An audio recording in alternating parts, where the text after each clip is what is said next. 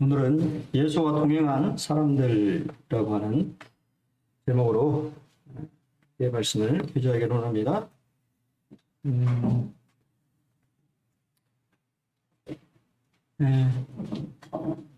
오늘은 좀 짧은 구절이라서요. 큰 목소리로 8장 1절로 3절 말씀을 같이 읽겠습니다. 1절 같이 읽겠습니다. 시작. 그 후에 예수께서 각 성과 마을에 두루 다니시며 하나님의 나라를 선포하시며 그 복음을 전하실세 12 제자가 함께하였고 또한 악기를 쫓아내심과 병 고침을 받은 어떤 여자들 곧 7 귀신이 나간 자 막달라인이라는 마리아와 헤롯의 청지기 구사의 아내 요한나와 수산나와 다른 여러 여자가 함께하여 자기들의 소유로 그들을 섬기더라. 감사합니다. 누가복음은 그때 말씀드린 것처럼 예수님의 예루살렘 여행기 형식을 띠고 있습니다. 예수님은 이 예루살렘으로 가셔야 되는 그분의 이제 이 사명이 예루살렘에서 이루어져야 될 그러한 사역이었기 때문에 예루살렘 여행기 형식으로 이렇게 기록이 되어 있는데요.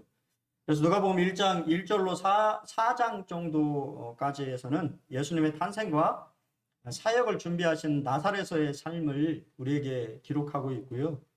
그리고 이제 지금 우리가 계속 말씀을 살펴보고 있는 4장과 그 다음에 9장 50절까지가 예수님의 갈릴리에서의 사역인데요. 우리가 잘 아는 것처럼 가버나움을 전진기지로 복음의 기지로 삼으셔서 갈릴리 사역을 이렇게 하셨는데 이때가 예수님이 가장 이 사역에 어떻게 보면 우리 입장에서 봤을 때 전성기에 해당합니다. 예수님의 인기가 최고조로 올라가 있고 수많은 사람들이 예수님을 따랐을 때가 지금 이 갈릴리 사역 시기고요. 그리고 이제 누가복음 9장 51절로 19장 27절까지는 예루살렘으로 향해 가는 길을 이제 우리에게 설명을 해줍니다. 그래서 제가 참 좋아하는 그런 구절인데 예수께서 생찬하실 기약이 차감해 예루살렘을 향하여 올라가기로 굳게 결심했다라고 하는 말씀을 참 저는 좋아하는데 우리 돈의 형제도 아마 강주로 직구하러 가면서 참 굳게 결심하지 않았을까라는 생각이 들어져요. 새로운 환경에 또 참 그런 곳에 이렇게 간다고 하는 것이 쉽지 않은 이름에도 불구하고 우리가 그런 굳은 결심을 하는 것은 인생에서 상당히 중요한 것을 보게 됩니다. 하나님이신 예수님조차도 예루살렘에 입성하는 것에 대해서 그냥 들어가신 것이 아니에요. 결심했습니다. 그래서 그런 것들이 우리의 삶에 참 필요하다. 그래서 아마 도노 형제도 집을 구하면서 얼마나 이렇게 여러 가지 생각들이 교차했겠습니다만 또 주님의 뜻이 무엇인가를 보기 위해서 그런 또 결심들을 하지 않았을까라는 생각을 개인적으로 해보게 되고요. 이제 마지막은 이제 누가복음 19장 28절로 24장에 이르는 예수님의 예루살렘 사역을 이렇게 기록하고 있는데요. 이제 제가 왜 이런 것을 말씀을 드리냐면 지금 이제 우리가 방금 읽었던 8장은 갈릴리 사역의 요약을 다시 한번 이렇게 해주고 있고 누가는 그러한 부분에 있어서 우리에게 이제 그 사역을 함께했던 예수와 동행했던 사람들이 누구였는지를 우리에게 좀 말해주고 있습니다. 주님은 갈릴리에서 주님의 사역을 하셨는데요. 이 가버나움을 전쟁지로 삼으셔서 그 후에 예수께서 각 성과 마을에 두루 다니시면서 복음을 전하셨다라고 말하고 있습니다. 주님은 복음을 선포하셨습니다. 이거 우리 모임은 선포라는 말을 잘 안 쓰는데 요새 이 교통방송 보면 이 선포라는 말을 엄청나게 많이 쓰더라고요. 이 선포라는 말은 헬라어로 케루소라고 하는 단어인데 단순히 복음을 전하셨다는 뜻이고요. 선포의 방법은 설교를 했다라고 하는 것입니다. 지금 제가 이제 이렇게 설교를 하는 것처럼 그것이 바로 선포의 방식이고, 그러니까 주님은 설교를 하실 때마다 뭐를 하셨다면 복음을 전하셨다라고 하는 것이죠. 주님이 설교하실 때마다 그 설교의 내용은 복음이었다라고 하는 사실이 우리가 우리의 어떤 말씀들을 생각해 볼 때 그 말씀 안에 하나님의 복음, 하나님의 나라에 대한 것들이 포함이 되어야 된다라고 하는 것들을 다시 한번 생각해 볼 수 있고요. 왜 주님 그렇게 하셨을까요? 주님께서 지칠 줄 모르는 열정을 가지고 각 성과 마을을 돌아다니신 이유는 한 사람의 영혼이라도 더 구원하고자 하시는 뜨거운 사랑 때문이었습니다. 여러분은 그러한 이 목자가 잃어버린 양들을 찾으려고 하는 그러한 마음이 우리 마음속에 있는지, 그게 이제 구령의 열정이죠. 영혼에 대한 갈망, 어떻게 하면 내 가족들 아니면 내 지인들, 친구들, 내 이웃을 인도할 수 있을까라고 하는 그런 갈망이 우리 마음속에 있는지, 우리는 다시 한번 우리 자신의 마음들을 한번 생각해 볼 필요가 있습니다. 예수님은 분주하게 갈릴리 사역을 하셨고 각 마을마다 돌아다니면서 하나님의 이 나라에 대해서 선포하셨습니다. 우리에게 주어진 시간은 쉬는 시간이 아니에요. 일하는 시간입니다. 왜냐하면 우리도 언젠가 안식에, 우리가 매 저녁마다 일하시는 분도 없잖아요. 저녁마다 잠깐이라도 잠을 통해서 안식하는 것처럼 그게 인생의, 사실은 우리의 인생의 단면을 보여주고 있습니다. 인생의 끝이 아니고 언젠가 우리의 인생의 일들을 마치고 안식할 날이 우리에게 남아있다고 성경은 얘기합니다. 지금 그럼 우리는 뭐 하는 시간입니까? 일할 시간인 거죠.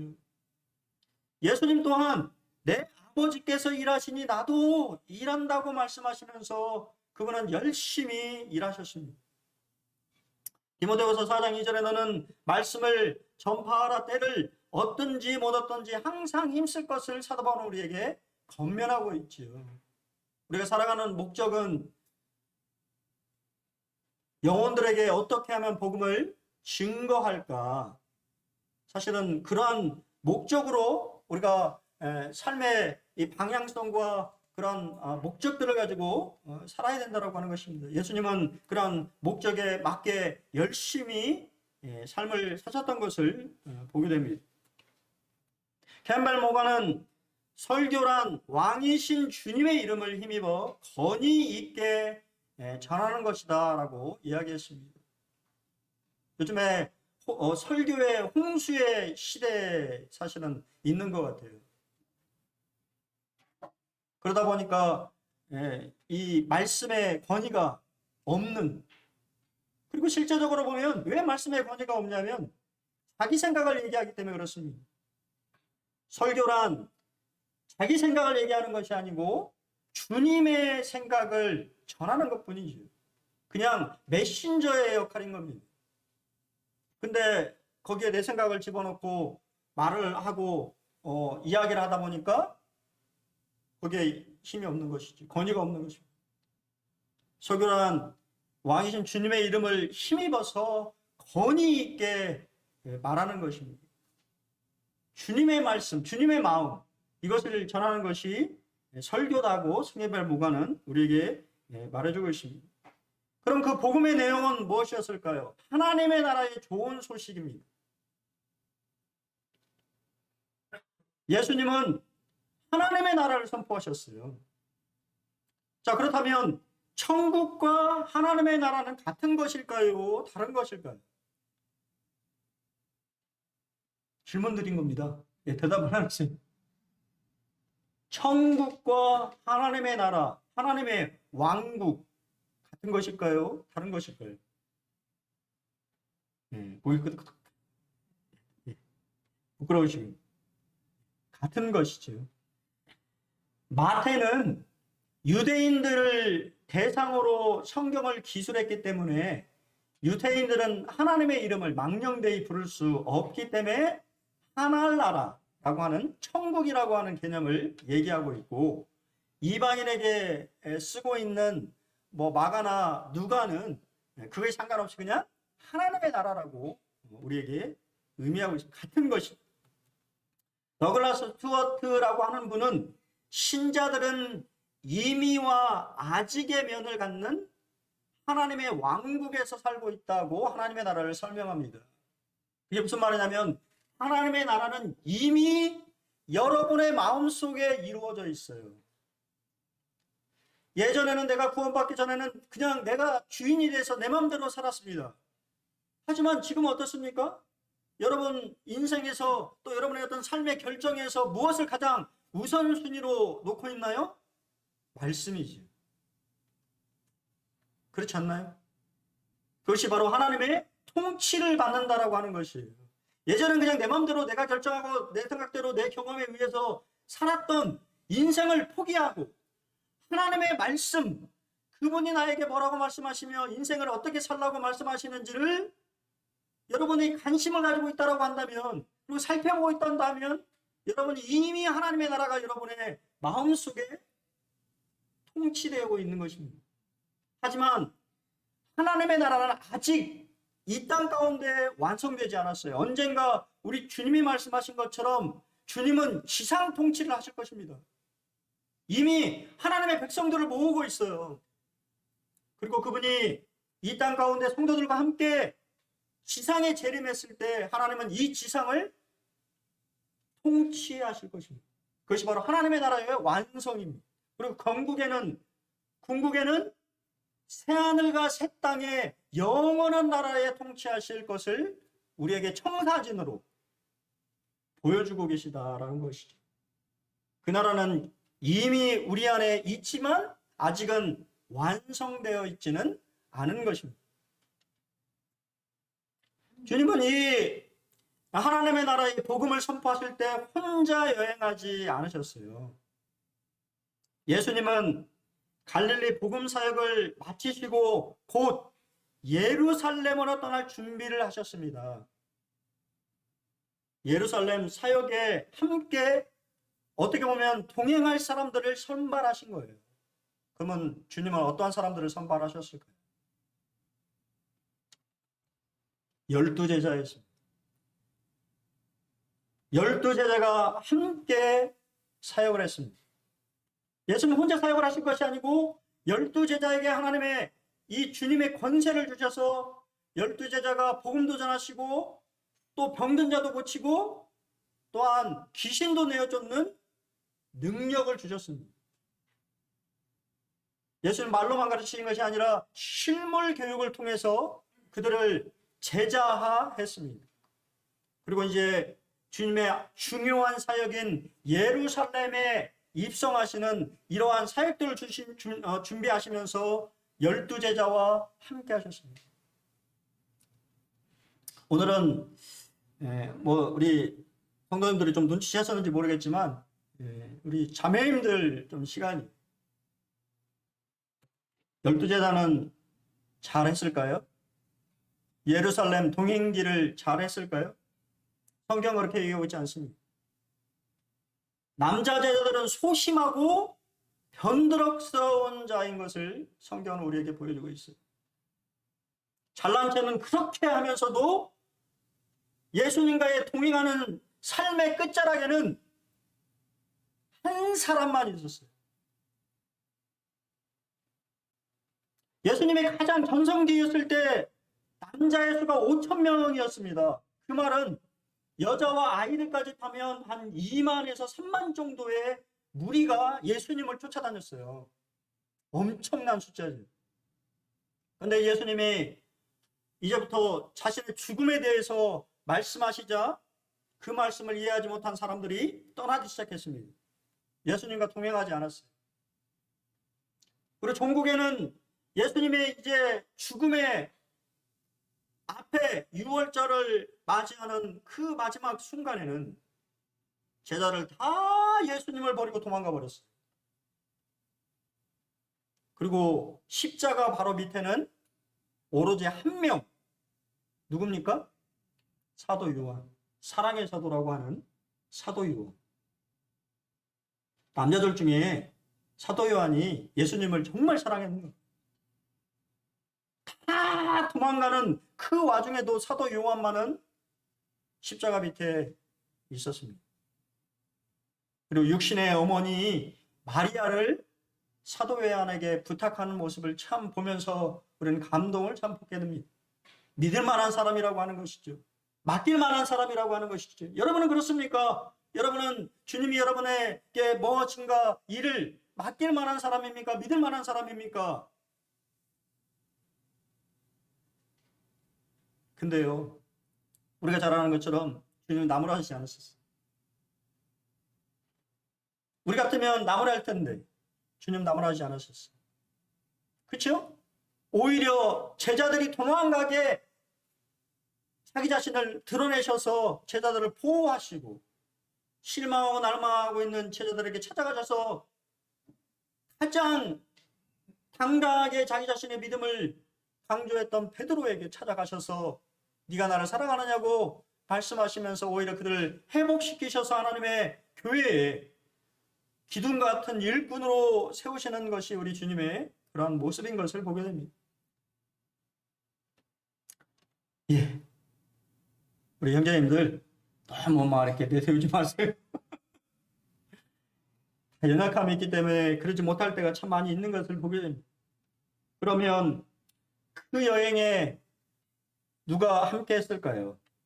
어떤 여자들이라고 성경은 얘기합니다. 어떤 여자들이 있었다라고 말하면서 세 사람에 대해서는 이름을 언급합니다. 그만큼 이들의 역할이 컸다라고 하는 것이에요.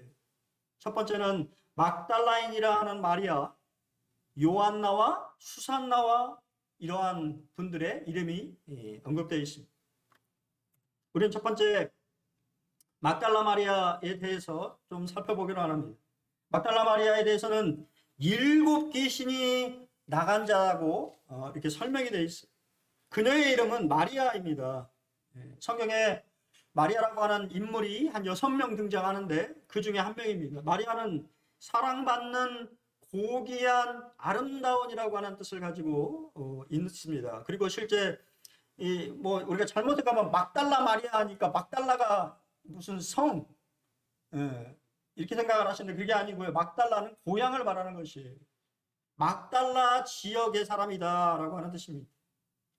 막달라에서 온 마리아라고 한 여자가 있는데 그녀가 구원받기 전에 상태는 귀신 들린 사람이었다는 것이에요. 그것도 7 귀신이 들렸다. 성경에서 7은 완전수를 얘기합니다. 완전히 귀신의 지배를 받고 있는 여자였다라고 하는 것을 성경은 말해줍니다. 이전의 삶은 절망적이었습니다. 희망이 없지요. 또한 그의 삶은 무기력했을 것입니다. 그렇지 않겠어요? 자기 자신의 그래서 우리가 나중에 보면 거라다 지역에 그죠? 군대에 집힌 자를 보십시오. 어떻게 할 수 없어서 사람들이 다 묶어놨어요. 난폭한 행동을 하고 자기 자신의 제어가 안 되니까 다 막 묶어놨지 않습니까? 귀신에게 잡혀있는 삶은 이 끔찍한 것이죠. 하지만 예수님을 통해서 그는 구원받고 삶의 희망을 찾았습니다. 오로지 귀신을 쫓아낼 수 있는 분은 예수님밖에 없어요. 근데 재미있는 것은 성경에 이 복음서에는 이 귀신 쫓는 게 나오지만 뒤로 갈수록 귀신 쫓는 게 없어요. 귀신을 쫓는 방법에 대해서 설명하고 있지 않습니다. 왜 그럴까요? 그게 별로 중요하지 않기 때문에 그렇습니다. 너무 그거에 몰두해서는 안 된다라고 하는 것이 그런 것이 중요한 것이 아닙니다. 그것이 중요했다라고 하면 기록했겠죠. 축사의 방법, 축기의 방법에 대해서 잘 설명하지 않았겠어요? 근데 설명하고 있잖아요. 그것이 별로 중요하지 않기 때문이에요. 구원받은 후에 그녀는 예수님께서 가시는 곳은 어디든지 따르며 섬기는 제자가 되었습니다. 막달라 마리아는 예수님이 가는 곳마다 등장합니다. 성경은 그녀가 그분의 사역 기간 동안 늘 그분의 뒤를 따랐다라고 하는 것을 우리에게 증거하고 있어요. 오늘 그것을 살펴볼 것입니다.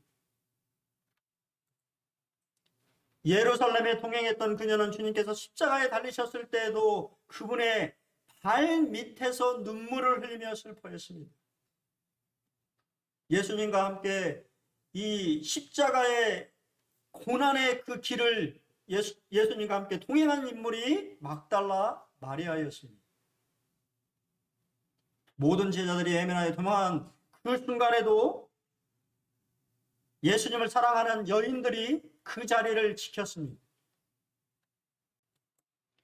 그녀는 그분의 몸이 묻힌 무덤에도 함께 있으며 장사한 후에도 그분의 곁을 떠날 수 없어서 무덤의 앞에 앉아서 주님을 생각했습니다. 얼마나 사랑을 했으면 그랬을까요? 거기서 멈췄을까요? 성경은 그 다음날 아마 그녀는 잠을 아마 자지 못했을 것입니다. 뜬 눈으로 밤을 지샜을 거예요. 그러지 않았겠어요? 사랑하던 주님이 십자가에 달려 그런 고통을 당하는 또 무덤에 묻히는 여러 사건들을 생각하면서 그녀는 무슨 생각을 했을까요? 그녀는 뜬 눈으로 밤을 지샌 후에 아직 어두울 때 준비한 향품을 들고 주님이 묻혀있는 무덤을 찾았다고 성경은 기록해주고 있습니다. 주님은 그토록 사랑하며 자신을 찾는 그녀를 부활하신 후 가장 먼저 만나 주셨습니다. 그리고 그녀를 부활의 첫 목격자요 증인으로 삼으셨어요. 사실은 증인으로서 효력도 별로 없는데도 불구하고 말입니다.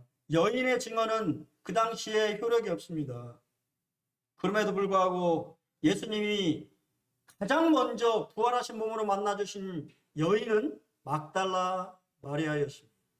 이것은 우리에게 무엇을 가르쳐주고 있는 것일까요? 왜 그녀는 이렇게까지 했을까요?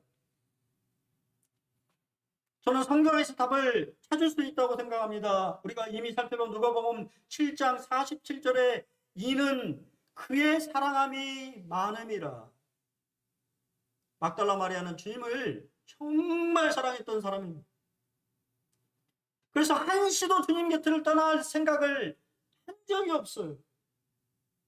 죽음의 순간에도 장사대의 땅에 묻힌 순간에도 그는 주님 곁에 있었습니다. 여러분은 어떻습니까? 여러분은 어떻습니까? 여러분 주님에 대해서 어떠한 마음들을 가지고 계십니까?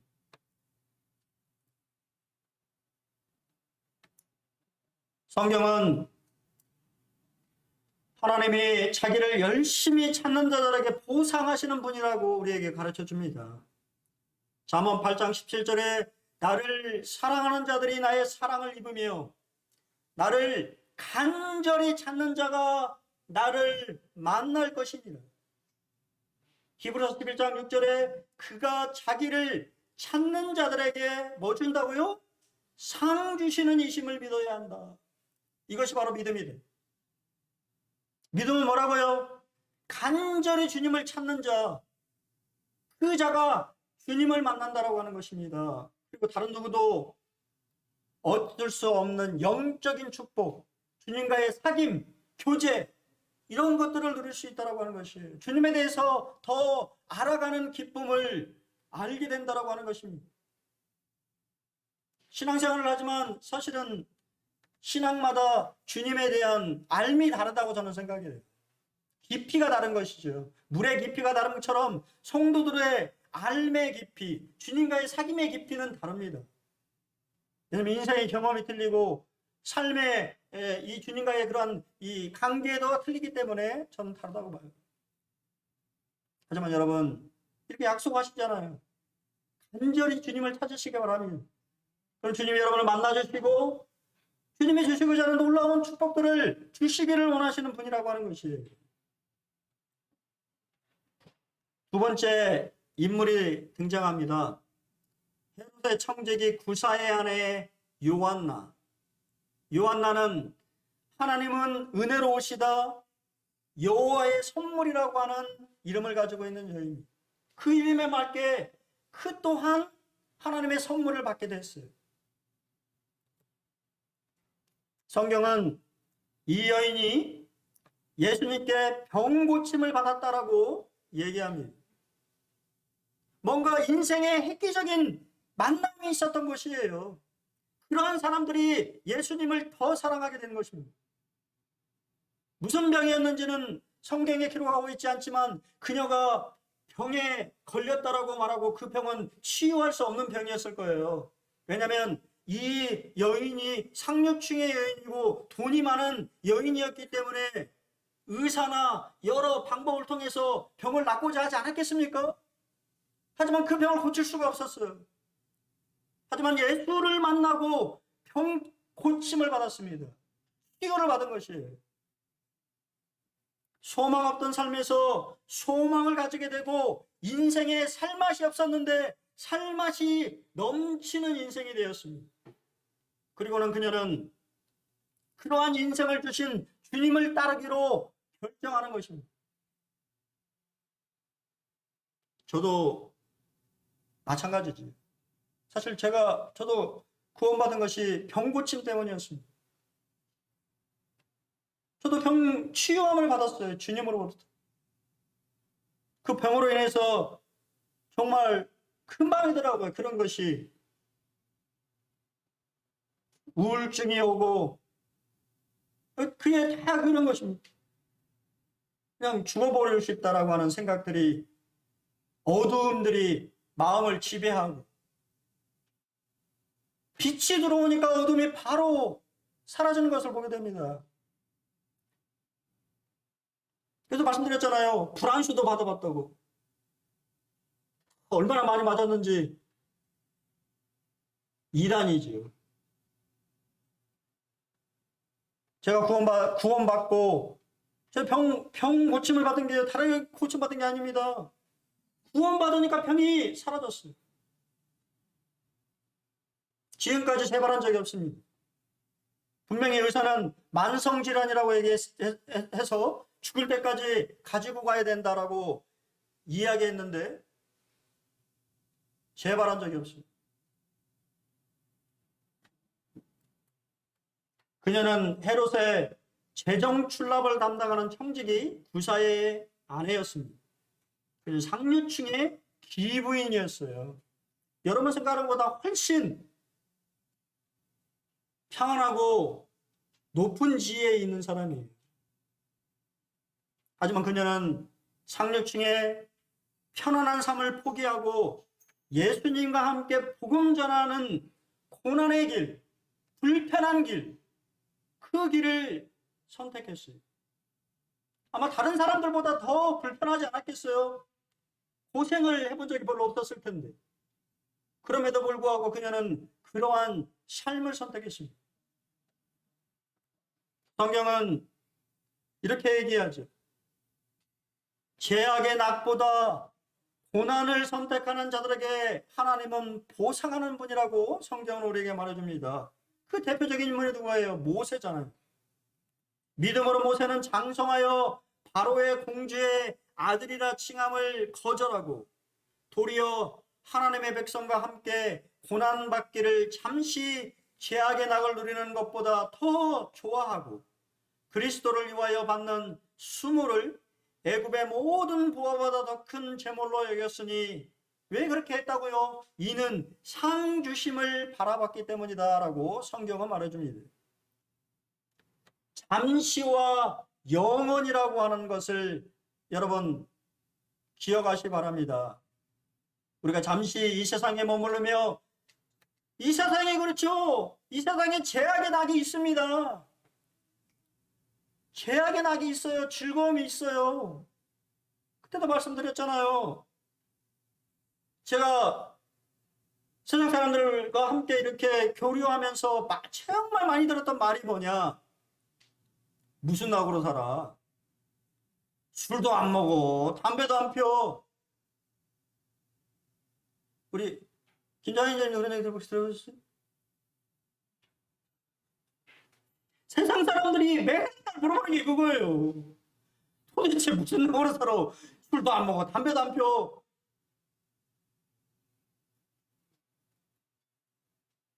그때마다 얘기하잖아요.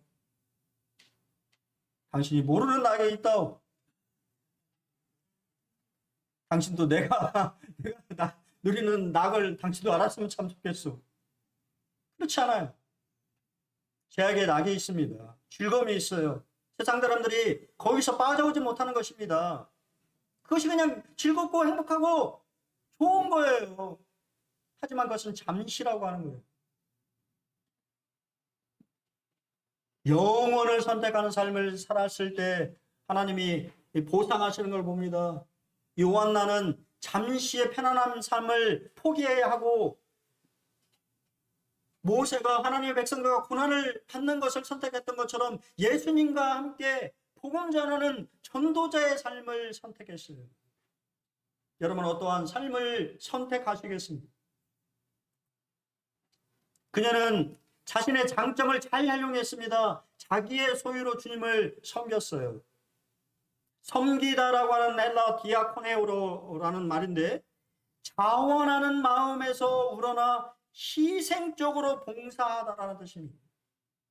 섬긴다라는 말은 가장 중요한 말이 자원함입니다. 강요해서 하는 것은 섬김이 아니에요. 섬김은 내가 막 하고 싶어서 하는 것입니다. 억지로 하는 것이 아니에요.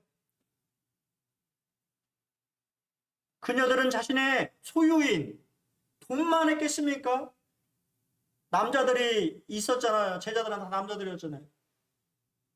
요리도 해야 되고 그들의 시중도 들어야 되고 의복도 세탁해 줘야 됐을 것입니다. 노동을 해야 됐다는 얘기예요. 그러한 섬김을 그들은 아낌없이 했습니다.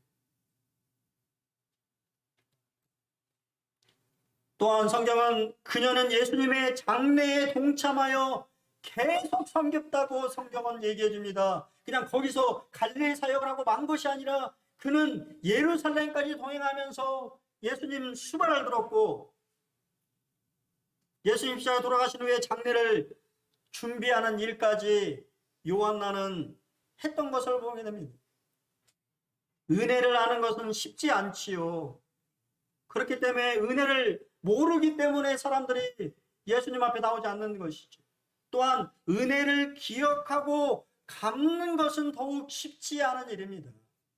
왜냐하면 자기 것을 내놔서 그게 돈이 됐든 노력이 됐든 시간이 됐든 무엇이 됐든지 간에 그렇게 해야 되지 않습니까? 요새 참 정업교회 이렇게 어려운 이야기를 참 들을 때마다 참 가슴이 아파요. 지금 이렇게 있는 이 교회 이렇게 지을 때 제가 이제 군대 들어가기 전이었어요. 입대를 이미 이제 앞두고 있는 상태였는데 교회 건축이 막 되어지고 있는 거죠. 근데 돈은 없잖아요. 그래서 제가 할 일이 뭘까? 내가 군대 입대하기 전에 교회 일들을 도와야 되겠다. 석 달을 노가다를 했어요. 평탄 작업부터 시작해가지고 뭐 전 기술자가 아니니까 거의 그냥 시다죠, 시다. 조력자. 교회가 올라가는 그러한 모습들을 바라보면서 제가 할 수 있는 것이 그래도 그때는 좀 청년이라 육신은 좀 건강한 편이라 그거라도 주님 썼으면 하는 마음에 그렇게 했던 것을 보게 됩니다. 여러분 하나님이 여러분에게 주신 장점들이 있습니다. 여러분 다른 것을 가지고 섬기는 것이 아니라 하나님이 주신 그러한 것들로 감사함을 표현하시면 되는 것이에요. 그것으로 섬기시면 되는 것입니다. 주님은 그 마음을 받으시고 그것을 칭찬하시는 것이죠. 그녀는 막달라 마리아처럼 예수님의 부활의 증언자로 섬겼어요. 요한나는 자신의 재산을 아낌없이 사랑하는 예수님을 위해서 섬겼고 끝까지 그분을 섬겼습니다. 이것이 중요합니다. 많은 성도님들이 특히 이제 연세가 좀 있으신 분들이 저도 좀 그런 이제 요새 좀 그러면 안 돼. 요새는 꼰대라고 하더라고요. 그렇게 말하는. 나도 옛날에 그랬는데 이런 말 하면 안 돼. 지금도 섬기고 있냐라고 하는 게 중요한 거예요. 지금도 주님을 섬기고 있느냐. 그것이 중요한 것입니다. 요한나는 끝까지 섬겼습니다. 주님을 향한 첫사랑이 발전하여 변함없는 사랑을 보인 요한나의 섬김은 그녀를 부활의 증인으로 섬겼다고 우리에게 말해주고 있는 것이에요. 여러분, 옛날 일 잊어버리시고 앞에 있는 표대를 향해서 사도 바울이 전심전력했던 것처럼 여러분의 인생에 아마 여기 젊은 아직 우리 초반전을 살고 있는 분들도 계시고 중반전을 사는 분도 계시고 후반전을 살고 계신 분도 계실 거라고 믿습니다. 여러분, 삶이 어디까지 와 있든지 간에 여러분의 삶에서 최선을 다해서 주님을 섬기시기를 바랍니다. 여러분, 그러한 섬김을 주님이 받으시고 칭찬하시는 거예요. 칭찬하시기 때문에 성령께서 지금 기록하고 있는 것입니다. 성경에 기억하라고. 그러한 섬김을 주님이 받으셨다고, 만족해 하신다고, 기뻐하신다고, 그러한 섬김을 하라고 말씀하시는 것입니다.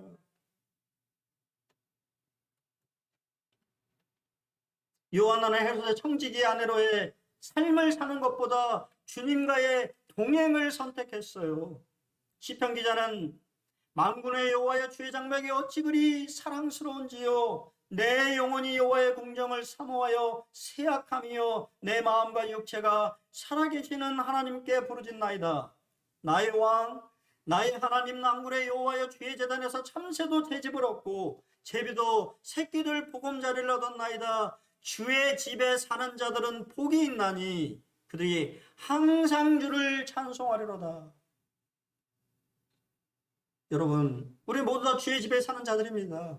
하지만 거기서 멈춰서는 안 되는 것이에요. 주님의 더 집에 가까운 곳으로 나가셔야 돼요.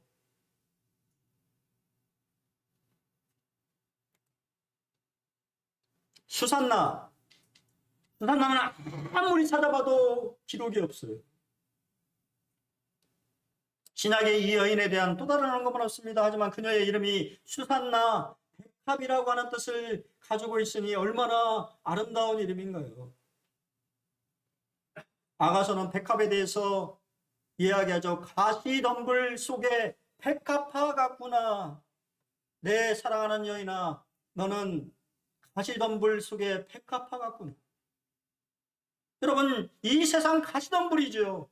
찢기고 상처 주고 어려움을 주는 그러한 삶을 살지만 성도는 그 안에 백합화 같은 것이에요. 아름다운 향기와 다른 사람 보기에 정말 담고 싶은 그러한 모습들이 그들의 삶 속에 있는 것입니다. 성경은 기록하고 있지 않지만. 수산나도 동일하게 자기의 소유로 예수님을 섬겼다고 성경은 기록하고 있습니다.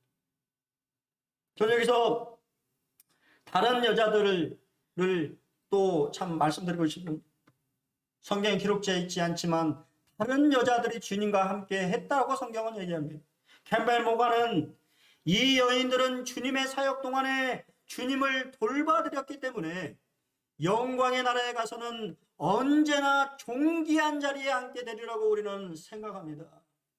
여러분, 보이진 않지만 주님을 흠모하고 사랑하며 주님을 위하여서 자신의 삶을 드리는 그 자매들의 삶은 우리가 천국에 갔을 때 분명히 나보다는 더 좋은 자리에, 더 존귀한 자리에 앉아 있게 될 것을 성경은 말하고 있습니다. 우리 교회는 안 그런가요? 우리 교회도 마찬가지입니다. 어떤 한 자매님은 교회 일이라고 하면 바쁨에도 불구하고 자신의 일을 제쳐두고 교회 일을 보시며 성도를 섬기는 자매님이 있습니다. 또 어떤 자매님은 매주마다 자신의 시간을 3시간 투자해서 교회 청소를 하십니다. 그냥 청소만 하시는 것이 아니고 항상 오셔서 보시면 기도를 해요. 교회와 성도들을 위하여서 간절하게 기도한 후에 자매님이 그 자매님 볼 때마다 저는 뭐 아시는 분도 계시겠지만 항상 기분 좋게 청소하십니다. 차원함으로 기쁜 마음으로 청소를 해요. 주님이 아시는 것이. 또 어떤 자매님은 제가 모르지만 성도들을 돌아보시는 아마 자매님들이 계실 거예요. 형편을 살피며 어떻게 하면 그들을 도와줄까 고민하신 자매님들이 계신다고 저는 믿습니다.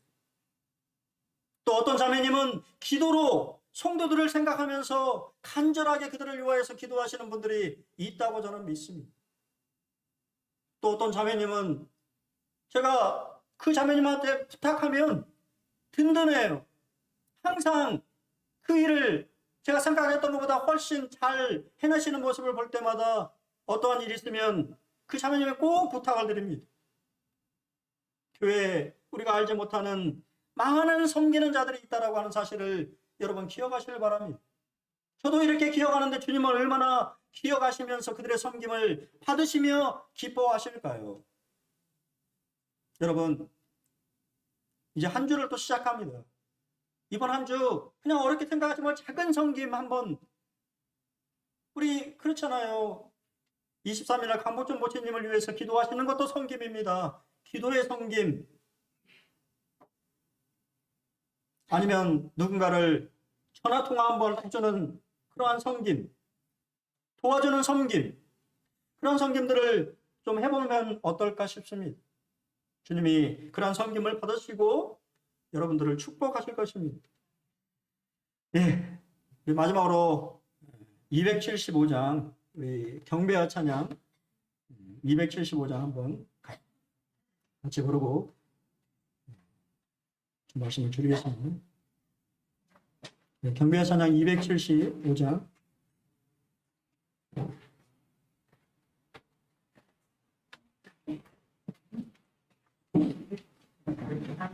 275장이 아닌가요? 273장. 예, 잘못했네.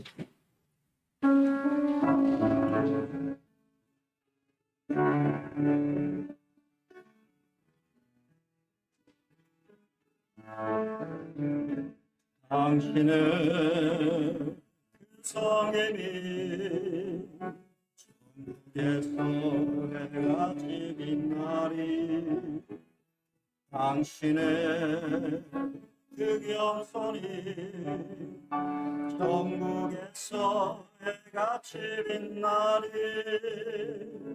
당신의 그 믿음이 천국에서 해가 지긴 날이 당신의 그 충성이 천국에서 해가 지는 날에